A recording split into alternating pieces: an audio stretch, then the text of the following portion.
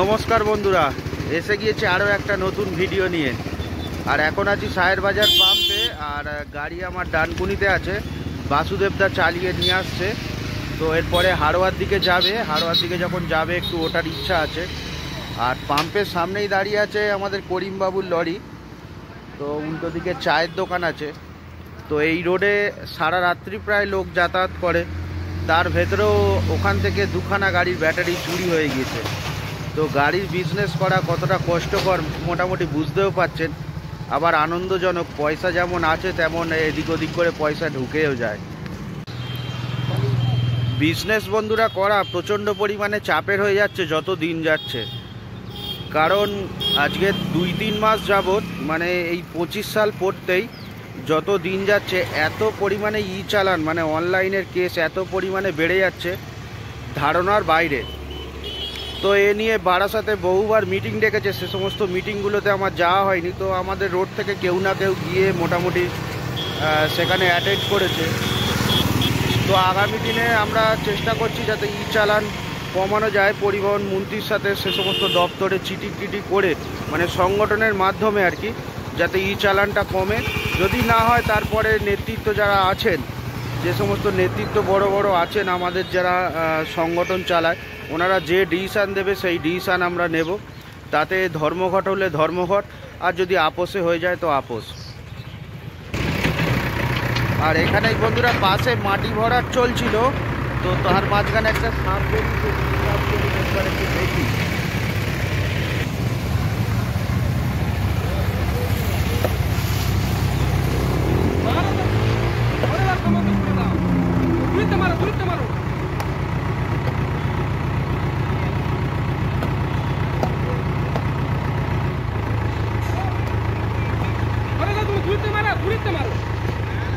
লাগে না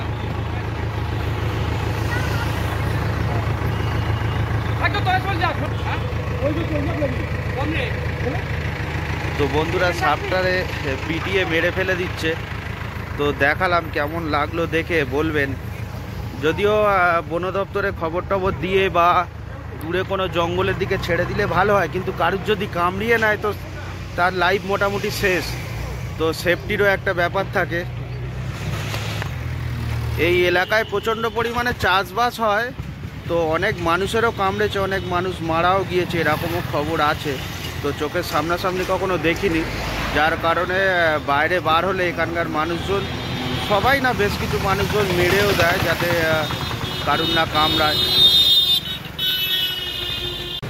আর বন্ধুরা, আমিও ধর্মঘটের বিরোধী। যে কাজ আপোষে হয়ে যায় তো সে কাজের জন্য ধর্মঘট করার কোনো প্রয়োজন পড়ে না। যখন আর কোনো রাস্তা থাকে না তখন বাধ্য হয়ে সরকারের কাছে চাপ সৃষ্টি করার জন্য ধর্মঘট করা হয়। কিন্তু ধর্মঘট করলে প্রচণ্ড পরিমাণে লস হয়ে যায়, প্লাস রাজ্যের ক্ষতি। তো বিভিন্ন রকমের ক্ষতি, যেমন এই পাম্প থেকে তেল নেয়, এখানে গাড়িগুলো তেল নেবে না। তো বিভিন্ন জায়গাতেই ক্ষতি হয়ে যায়, বিভিন্ন বিজনেসদারদের। মানুষের পয়সা বেশি পরিমাণে নষ্ট হয়ে যায় কাজে যেতে গেলে। তো ধর্মঘট এই জন্য আমি একদমই রাজি না। কিন্তু যখন কোনো উপায় হয় না তখনই সংগঠনগুলো এই সমস্ত ডিসিশন নেয় না। তো আমাদের সেই সমস্ত সংগঠন এগুলো জানে, কিন্তু যখন কোনো উপায় আর থাকে না তখনই সেক্ষেত্রে ধর্মঘটের দিকে হাঁটতে হয়। তো চেষ্টা করবো যাতে ধর্মঘট টাইপের এই ধরনের জিনিস না ঘটে। আর এখন তো বন্ধুরা ন্যূনতম 500 টাকা করে কেস দেয়। 500 টাকার কেস যদি মোটামুটি যে হারে হচ্ছে সেই হারে খেতে থাকে, তো প্রত্যেকটা গাড়ি প্রায় বছরে 30 থেকে 35 হাজার টাকা করে কেস আশা করি জমে যাবে। আমাদের রুটের ক্ষেত্রেই এই কথা বলছি আর কি। আর কলকাতা রুটে আরও বেশি। আর দূরপাল্লার যে সমস্ত বাসগুলো গ্রাম থেকে আসে কলকাতার ভিতরে, সেগুলো একটু কম আশেপাশে থাকতে পারে, খুব বেশি হেরফের কিন্তু হবে না। আর এর মাঝখানে বন্ধুরা বেশ কিছু কেস আছে, যেমন পলিউশনের জন্য যে কেসটা দেয় 10,000 টাকার কাছে। এই কেস যদি পড়ে গিয়েছে তাহলে আপনার গাড়ির পুরো এম পরিবহন অ্যাপসে ঢুকলে দেখতে পারবেন আপনার পুরো গাড়ির পেপারপত্র পুরো লক হয়ে যাবে, আর কোনো পেপারপত্র আপডেট হবে না। তো এই ধরনের যদি কেস থাকে, বেশ কিছু কেস আছে, সেগুলো 1,500 টাকা আছে, 3,500 টাকা আছে, 3,000 টাকা আছে, 5,500 টাকা আছে। আর এই ধরনের কেস যদি আপনার গাড়িতে পড়ে গিয়েছে তাহলে 50 থেকে 60,000 টাকা বছরে মোটামুটি আপনি ধরে রাখতে পারেন। তো 50 থেকে 60,000 টাকা আমাদের কাছে অত্যাধিক ভারী পড়ে যায়। আমরা সেই পরিমাণ কেস আর মেটাতেও পারি না, বহুত দিন ধরে ঝুলতে থাকে, আর যত দিন যায় আরও বেড়ে যায়। তো যার জন্য বন্ধুরা কেসের হার যতটা কমে সেই জন্যেই সেই ব্যবস্থাই করা হবে আশা করি। বাস সংগঠনের কাছে সেই ধরনের দাবি আমরা বাস মালিকরা আর কি রাখবো। আর ওনাদেরও সবারই একটা একটা করে বাস, তো একটা দুটো কি চারটে করে বাস তো আছেই, ওনারাও সেই ধরনের ডিসিশন আর কি নেবে। তো প্রশাসনের কাছে দাবি থাকবে আমাদের যে অনলাইনে কেসগুলো হচ্ছে সেই কেসের হারগুলো একটু কমাতে। আমাদের বাস মালিকরা ম্যাক্সিমাম বাস মালিকই গাড়ির কাগজপত্র সব আপডেট রেখেই আর কি চালানো হয়। কিছু গাড়ি হয়তো 19-20 হতে পারে। তো যে সমস্ত অবৈধ গাড়ি রোডের উপরে চলে, তো সেই সমস্ত গাড়ির ওপর থেকেও কিছু ইনকাম করে যাতে ওনাদের যে জায়গাটা আছে ওনারাও মেকআপ করুক, আর আমাদের একটু কেসের হার কমুক, তাহলে অনেকটা সুবিধা হয়। আমরা সমস্ত কিছুরই ট্যাক্স সমস্ত সব পে করতে হয় আমাদেরকে, আর সরকার সমস্ত টাকা পয়সাই অ্যাডভান্স নিয়ে নেয়, যেমন ইন্স্যুরেন্স অ্যাডভান্স নিয়ে নেয়, ট্যাক্স অ্যাডভান্স নিয়ে নেয়, সিএফ গাড়ির সিএফ আমাদের অ্যাডভান্স করতে হয়। তো সমস্ত জিনিসই আমাদেরকে অ্যাডভান্স দিতে হয়, আর সমস্ত টাকা পয়সাই আমাদের অ্যাডভান্স খরচা হয়ে যায়। তো সেক্ষেত্রে সেই কারণেই বলা, তো অবৈধ গাড়ি থেকেও কিছু ইনকাম করে নিক, আমাদের গাড়ির কেসের হারগুলো যাতে একটু কমে, কারণ অবৈধ গাড়ি তো রাস্তায় বহুত পরিমাণে আছে। আর যে সমস্ত ট্রাফিক অফিসার যে সমস্ত কথাবার্তা বলে মাঝে সাঝে, তো সেগুলো তো ক্যামেরার সামনে বলতে পারি না। ওনাদেরও প্রেশার থাকে যে কত হারে দিনে কতগুলো মতন কেস দিতে হবে। তো সেক্ষেত্রে ড্রাইভার সাহেব কন্ট্রাক্টর বাবুরা এসে অনেক সময় বলে আমাদেরকে যে গাড়ি অনেক সময় কোনো দোষ থাকে, অনেক সময় থাকে না, সেক্ষেত্রেও দাদা কেস হয়ে যায়, কি করব। সব সময় তো ড্রাইভার সাহেবদের কথা আমরা ফেলে দিতে পারি না। অনেক ড্রাইভার বাবু আছে বা কন্ট্রাক্টর বাবু আছে, ওনারা পড়াশুনো জানে, কেউ শিক্ষিত কেউ অশিক্ষিত, মানে শিক্ষার হার কম। তো সেক্ষেত্রে হলেও ওনাদের সমস্ত সব সময় কথা আমরা ফেলে দিতে পারি না। কিছু কিছু ক্ষেত্রে আমরা দেখেছি ওনাদের কথাও ঠিকই আছে। এক এক সময় কি হয়, গাড়ির কোনো দোষ থাকে না, সেক্ষেত্রেও কেসগুলো আমাদের গাড়িতে পেমেন্ট করতে হয় বা কেস দিয়ে দেয়। তো এগুলো আমরা সার্চ করে আর কি দেখেছি কম বেশি। আর বন্ধুরা আজ থেকে 1-2 দিন আগে আর কি গাড়ি ডানকুনির দিক থেকে হাড়োয়ার দিকে আসছিল। তো সেই সময় কি হয়েছে, একটা ব্রেক ফেল 407 শ্যামনগর স্টপেজে এসে গাড়ির পিছনে সজোরে ধাক্কা মারে। গাড়িতে একটা অ্যাক্সিডেন্টও প্রায় হয়ে যাওয়ার মতনই বলা যায়, বা অ্যাক্সিডেন্টই হয়ে গেল। তো গাড়ি সেখানে দাঁড় করিয়ে দেয় ড্রাইভার সাহেব, সেই গাড়ির সাথে কথা বলে যে কেন ধাক্কা মারলো। যখন জিজ্ঞাসা করে বলে আমার গাড়ির ব্রেক ফেল হয়ে গেছে। তো সে মালিক এখনও কোনো টাকা পয়সা বা খরচাপাতি কিছু আমাকে দেয়ও নি, বললো দেবে।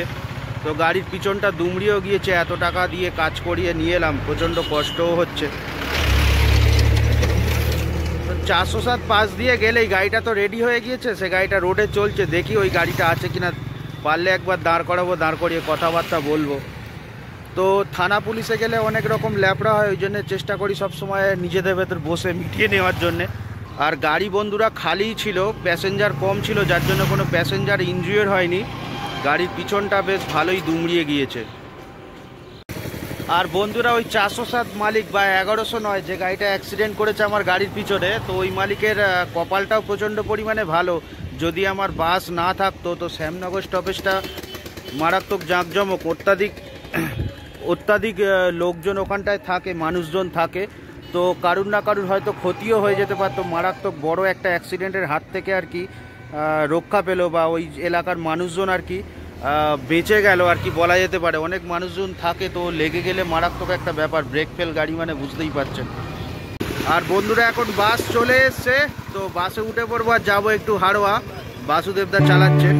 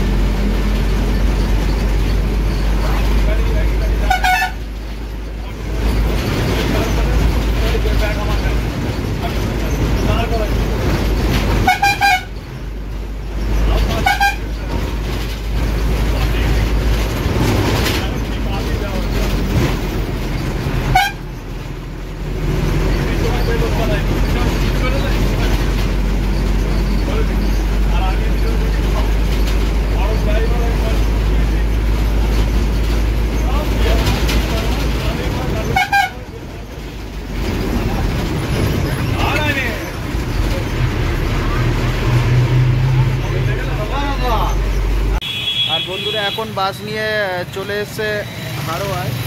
তো কোন জায়গাটা অ্যাক্সিডেন্ট করেছিল 407 একটুখানি দেখাই আপনাদেরকে। তো পিছনের বাম্পারটা পুরো তুবড়িয়ে গিয়েছে, বাম্পারটা টেরা হয়ে গিয়েছে। এই যে বাম্পারটা পুরো টেরা হয়ে গিয়েছে, এই জায়গাটা একটুখানি বসে গিয়েছে, যেহেতু এখানটা এসে সজোরে ধাক্কাটা মারে। পিছনে এই যে লাইট, পিছনের লাইট এখানটায় ঢুকে গিয়েছে, একটা রড ছিল 407 সামনে টোচেন করার জন্য, ওটা পুরো পুড়ে ঢুকে গিয়েছে, এখানটায় বসে গিয়েছে।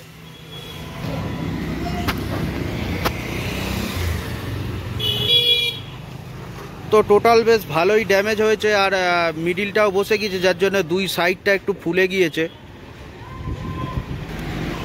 এই সাইডগুলো একটুখানি ফুলে উঠেছে, যেহেতু এত জোরে ধাক্কা মেরেছে, সাইডগুলো একটু চওড়া হয়ে গিয়েছে, মিডিলের অ্যাঙ্গেলগুলো বসে গিয়েছে।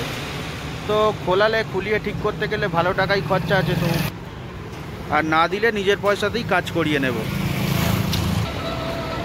আর এখন চলে এসেছি হাড়োয়াতে আমাদের ঘুমটির এই যে স্টার্টার বাবু বসে আছে। তো স্টার্টার বাবু এখন একটা ভালো জায়গা পেয়েছে, পাশে পাখার ব্যবস্থা আছে। আর আমাদের রুটে কর্মচারী ছিল আর কি, কন্ট্রাক্টর বাবু সালাউদ্দিন এই হোটেলটা আর কি ভাড়া নিয়েছে।